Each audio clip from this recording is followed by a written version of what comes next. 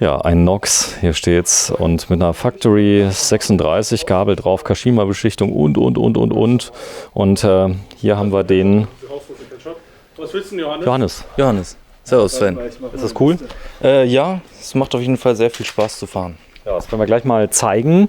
Aber zuvor werden wir ein ganz anderes Fahrrad zeigen, was natürlich Brot und Butter ist, so ein kleines bisschen. Aber Brot und Butter kann man jetzt auch nicht sagen, im High-End-Bereich schon. High-End-Bereich schon. Also es wird sehr, sehr oft bei uns gekauft. Das MC7 ist halt sehr, sehr beliebt in den letzten Jahren.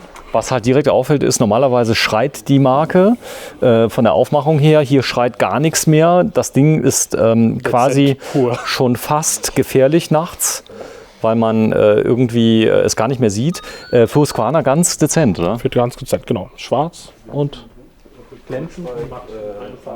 Husqvarna hat sehr gut durch diese Lacktechnik, die sie sich patentiert haben. So, ich zeige das mal gerade. Also das ist matt und glänzend ist sie mit dabei. Ich zeige mal gerade, das ist so der normale Look, den wir kennen. Das ist ein HC6. Das HC6, genau. Gelb, weiß, blau sind da so typischen Husqvarna-Farben. Oder halt komplett schwarz. Bei den Motorrädern kennen wir das ja auch. Ist halt hier bei dem Modell sehr dezent gehalten, das MC7. Letztes Jahr, das MC7 war ja komplett in braun. Ich weiß nicht, ob du es in Erinnerung hast. Dieses Jahr, also in den Kashima-Farben war das dann quasi. So richtig braun. Dieses Jahr komplett schwarz und kommt bei den Kunden sehr, sehr gut an. Das ist quasi eine Alternative zu All Mountain 7 von Highbike. Ja, absolut. Also hier sieht man, das sind so die typische Ausstattung ist die Lackierung, die ist immer ganz hervorragend. Die ist bei Husqvarna sehr, sehr hochwertig. Also einfach mal einen Stein schlagen und da platzt der Lack ab. Das ist bei Husqvarna nicht drin. Und diese Übergänge von matt zu glänzend. Das Fahrrad ist jetzt ein bisschen schmutzig, weil das ein Testfahrrad von uns ist für Kunden, die das dann halt auf Herz und Niere testen dürfen. Da waren schon ein paar Kunden dran. Deswegen glänzt es nicht so. Ja gut, aber ist es neu? Es kam wann raus? Das ist ein 21er? Das ist ein 21er Modell. Den haben wir jetzt vor 3 Wochen bekommen, die allerersten. Die allerersten sind noch verkauft. Und das ist noch geblieben, unser Testrad. Und die nächsten kommen dann in den nächsten Wochen quasi rein. Besonderheit bei dem Fahrrad, Full XD. Wir haben hier XD-Bremsen, XD-Schaltung. Und mit Ice natürlich, die Ice Technology. Das heißt, wir haben hier Kühlrippen, zusätzlich aus Alu. Die Bremsscheibe selbst ist natürlich nicht aus Alu, weil Alu ist ja sehr weich. Dann würde die Bremsscheibe abfliegen. Und der wirbelt dann quasi Luft, dass die Scheibe dann kühlt. Sieht unglaublich teuer aus. Ist die teuer als Ersatz? Die ist teuer, glaube ich, die Scheibe kostet ungefähr 100 Euro. 100 Tacken für eine Scheibe? Genau. Wir haben auch Scheiben, die sind ein bisschen teurer. Geht da auch eine normale Scheibe drauf? Man kann auch eine normale Scheibe drauf machen. Also es würde später gehen, wenn ich jetzt sage, hey, Eis war schön am Anfang, aber... Ich nehme jetzt ganz normal, kein Eis. Jetzt mal ernsthaft, 100 Euro. Ich meine, die normale Bremsscheibe kostet um die 40. Kann sogar teurer sein. Muss ich gleich gucken. Kann sogar 140 kosten. Also die ist schon gut, die hält ja auch ein bisschen, muss man sagen. Also normalerweise... Gut, es ist ja auch für Performance gemacht. Es ist jetzt kein Alltagsfahrrad. Es ist halt für den Trail gemacht und da muss man halt diese Performance rauskriegen. Und da darf die Scheibe natürlich nicht heiß fahren. Ja, hier sieht man die Kashima Factory 36 haben wir hier verbaut. Kashima. Fox Float, hinten auch Kashima. 150 mm Federweg. MC7 hinten 27,5er. Vorne 29er. Ist optimiert. Das ist der Unterschied zu dem Vorgänger vom letzten Jahr, dass da jetzt Mixbereifung drauf ist. Das heißt, ich nehme die Vorteile von 27,5. Breite Bereifung hinten, kleiner, wendig, mehr Grip. Fast schon ein Ballon hier. Genau, und dann nehme ich quasi auch die Vorteile von dem 29er vorne mit. Schmaler, laufruhiger und ja, beides in einem. Da musste auch natürlich der Rahmen optimiert werden von Husqvarna, weil man kann einfach jetzt nicht einen größeren Reifen vorne drauf machen. Diese ganze Geometrie kommt komplett durcheinander. Das heißt, der neue Rahmen, der ist nochmal optimiert worden wegen der Mixbereifung.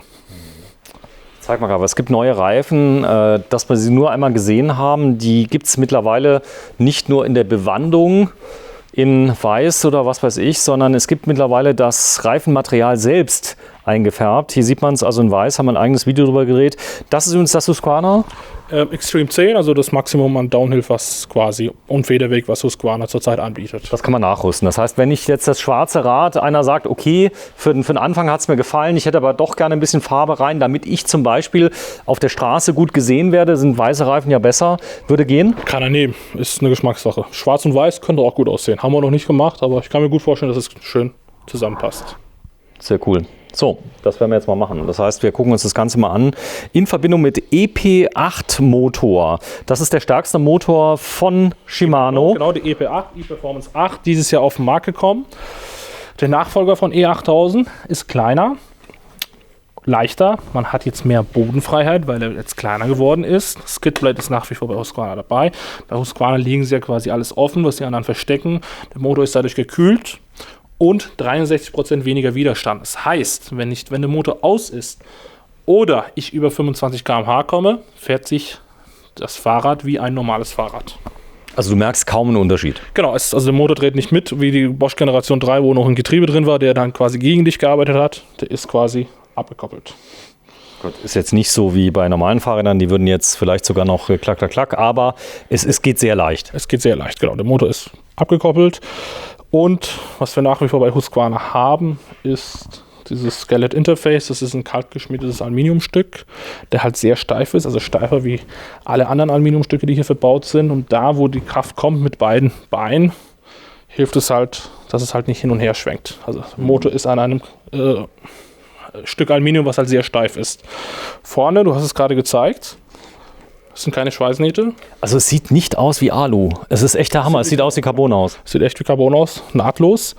Und da kommt zustande, dass es dieses Gravity Casting, das Schwerkraftgießen. Es ist ein gegossenes Stück. Gegossen. Cool. Das macht den Rahmen auch so unheimlich teuer. Gegossen. Nicht... Was ist normal? Nicht geschweißt. Nicht geschweißt, gegossen. Gut, der ist ja hinten down wieder geschweißt, ne? Aber genau, da vorne sieht man es auch so ein bisschen.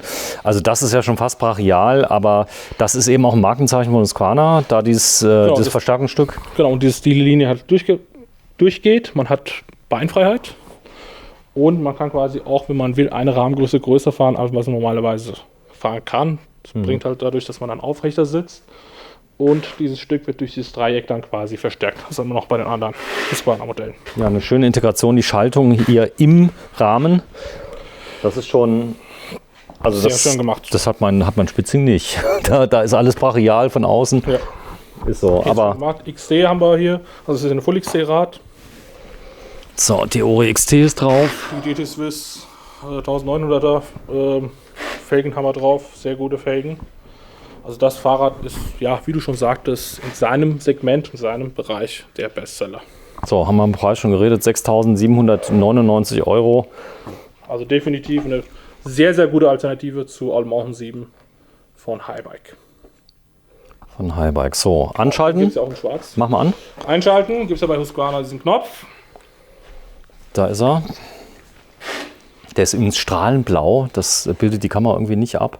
Wenn du mal gerade zuhältst, mach mal so zu mit der Hand so ein bisschen, dass wir da mal reinfilmen können, da sieht man da auch diesen strahlenden, ja, hat funktioniert, danke. Gut. Und hier vorne sieht man, das ist Display, da gibt es eine Besonderheit, Display. Genau. Das ist die Farbdisplay und man kann quasi 2 individuelle Modis dann quasi auch einstellen auf dem Handy und sagen, hier so und so soll der Motor unterstützen, die kann man dann auch drauf abspielen. Es gibt eine Automatik hier bei dem Motor? Nein. Nein. Motor hat keine Automatik. Der Shimano EP8 hat keine Automatik, aber die 85 Newtonmeter sehr leise, leiser wie der Bosch und sehr smooth. Die Leute sind zufrieden, EP8 gibt es noch nicht so lange, die draußen sind, wollen nicht mehr hergeben? Also die wir verkauft haben, sind die Kunden wirklich sehr, sehr zufrieden und in den Zeitschriften schneidet EP8 wirklich sehr, sehr gut. Also das ist schon eine mega Alternative, was auf den Markt kommt. Man wird in den nächsten 2-3 Jahren von EP8 sehr viel hören. Ja, zumal glaube ich auch, dass das Thema Shimano natürlich für den Weltmarkt direkt ist. Das heißt, die liefern dann diesen Motor auf der ganzen Welt aus. Bosch, genau, habe ich gesehen, ist jetzt auch in Amerika und, klar. Aber die haben natürlich auch nicht das Vertriebsnetz von Shimano. Genau, und Bosch ist halt in Deutschland auch sehr bekannt, weil der Name natürlich Bosch ist und die Deutschen einfach Bosch kennen. Bosch, es klingt schon deutsch.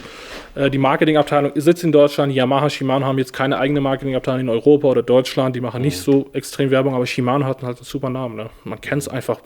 Das erste Fahrrad hatte Shimano-Teile. Also ich kenne ja Bosch nur aus der Serie Amazon. Vorher war mir die Marke gar nicht bekannt. Nee, Bosch hat ja jeder zu Hause. Sehr schön. Bosch-Motor, gut, die haben, ja, also Der älteste Motor ist ja quasi der Yamaha-Motor, die gibt es schon seit 1995, 96 in Japan. Die hatten schon damals E-Bikes, da haben wir Deutschen keine E-Bikes gehabt. Man muss auch dazu sagen, Bosch hat sich für den Weg entschieden. Viele sind ja erst auf den fahrenden Zug aufgesprungen. Bosch hat ja sehr viel Pionierarbeit geleistet, sehr viel Geld investiert. Damals mit Frau Puello bei Highbike haben die ja den X-Turo, das Urahn aller Mountainbikes quasi auf den Markt gebracht. Übrigens die gleichen Leute sitzen jetzt auch bei Husqvarna und Raymond, die quasi 30 Jahre Berufserfahrung haben. Und da war Bosch natürlich als ein Motor, den man dann genommen hat. Dann kam später Yamaha dazu. Viele Hersteller sind auch nicht so erfolgreich geworden auf dem Markt. Zum Beispiel Continental. Continental hat natürlich auch einen super Namen, aber die haben quasi den E-Bike-Segment komplett aufgegeben. Die hatten auch einen Motor. Die hatten auch einen Motor. 48 Volt. Ja, war super laut und der Markt wollte das nicht so. Ja, ich habe einen sehr lauten Motor. Ich freue mich immer, wenn die Leute sich umdrehen, dann brauche ich nicht zu klingeln. Ja. Hört man aus 100 Meter Entfernung. Schön, also ein tolles Fahrrad. Gut, über den Preis kann man schimpfen. Preis-Leistung ist wirklich bei dem Fahrrad sehr, sehr gut. Es gibt wenig Räder, die da komplett XT haben, Fox Kashima. Zu dem Preis, da kann man wirklich nicht sich aufregen und meckern. Ja, wir sind ist auch alles sehr, sehr dezent gehalten. Also das Fahrrad kommt dieses super gut bei den Kunden an. Ja, das ist ja so normal, wo du denn da stehst. Und genau, es gab eine Zeit lang, je mehr Farbe, desto besser. Früher waren ja alle Fahrräder so schwarz und mittlerweile geht der Trend hin. Die Leute wollen auch mal sehr dezente Fahrräder haben, wie hier in schwarz-black. Und es trifft halt auch den Geschmack von den Kunden sehr gut, das Fahrrad dieses Jahr. Ja, wir sind in Gießen. Gießen liegt in Hessen. Genau, mitten in Deutschland. Sehr, sehr zentral in der Nähe von Fulda. Und Frankfurt und so weiter. Also ihr habt theoretisch hat man es hier von Hamburg ungefähr 4 Stunden, von München auch. Von München haben wir ungefähr auch 4,5 bis 5 Stunden. Ja, das heißt, ihr könnt von überall herkommen. Dein Einzugsgebiet ist recht groß. Leute kommen von weit her. Genau, deutschlandweit haben wir sehr viele Kunden. Aber unser Haupteinzugsgebiet ist natürlich Hessen. Aber wir verkaufen auch in Europa. Wir haben jetzt ein Fahrrad zum Beispiel nach Griechenland verkauft und. Die Leute. So, ja, wir drehen jetzt ganz viele Videos, weil du gesagt hast, ich bin fotogen, ich kann das, ich stelle das mal vor, nein, sondern wir sparen natürlich auch das Bewerbungsgespräch für das Fahrzeug, weil in der heutigen Zeit macht es ja Sinn, wir drehen es einmal ordentlich ab, da haben wir alles gezeigt, der Kunde kann sich die zu Hause ordentlich angucken. Den Service machst du natürlich auch für viele andere Händler, muss man gucken. Klar, wenn jetzt hier 20.000, 30.000 Leute die Videos gucken, dann werden die nicht alle bei dir kaufen, aber man kann ja mal appellieren und kann sagen, ruf doch mal an den Majid, frag mal, was ihr da habt, denn wir verschicken auch Fahrräder. Was ganz wichtig ist, im Jahr 2021 zählt nicht, wer ist der schönere Händler, sondern wer hat das Fahrrad. Genau, die Ware ist sehr knapp. Fahrrad ist Cash is King, hat man gesagt vor der Krise, jetzt ist Bike King oder E-Bike King. Und du hast wirklich, du hast hunderte von Fahrrädern, die nächste Woche kommen, E-Bikes. Du hast allein ein Lager, hunderte von Fahrrädern, das sieht ja alles so klein aus. Ihr habt ein System entwickelt, oben sind ohne Ende Fahrräder, das kann ich gleich mal zeigen. Die sind also hier, man kann es nur ahnen. Oder im Gebäude ist ein Lager, wir haben noch ein Außenlager und dann haben wir noch das Dach auf dem anderen Gebäude ist auch ein Lager. Wir haben hier eine Wohnung gemietet, das ist auch ein Lager von uns, wo die Räder reinkommen. Wir sagen nicht wo. Wir sagen nicht wo, genau. Also, ihr seid auch autorisierter Vertragspartner von Husqvarna. Genau. Das heißt also kein Grauimport oder du hast sie beim anderen Händler gekauft. Nein, ihr werdet direkt vom Werk beliefert. Kriegst du Ersatzteile auch? Natürlich, wir kriegen auch Ersatzteile. Die Ersatzteile, die Shimano-Teile kriegt man dann direkt bei Shimano. Aber jetzt, wenn das am Rahmen ist oder von Husqvarna selbst, da kriegt man natürlich auch Ersatzteile. Sind die denn auch kulant, wenn da mal irgendwas dran ist? Husqvarna ist einer der kulantesten Hersteller, die wir zurzeit auf dem Markt haben. Also da muss man halt anrufen und dann machen die alles, was sie können. Also da ist der Hersteller wirklich sehr, sehr nett. Der Vorname von demjenigen, der dich betreut im Außendienst? Im Außendienst, Vorname. Johannes. Johannes. Lieber Johannes, du hast einen wirklich ambitionierten Husqvarna-Jünger hier gezüchtet. Hast du gut gemacht und ihr habt auch ein tolles Produkt entwickelt. Das Mountain Cross 7. Genau, Modellvariante 21. Genau. Tschüss. Danke. Ciao.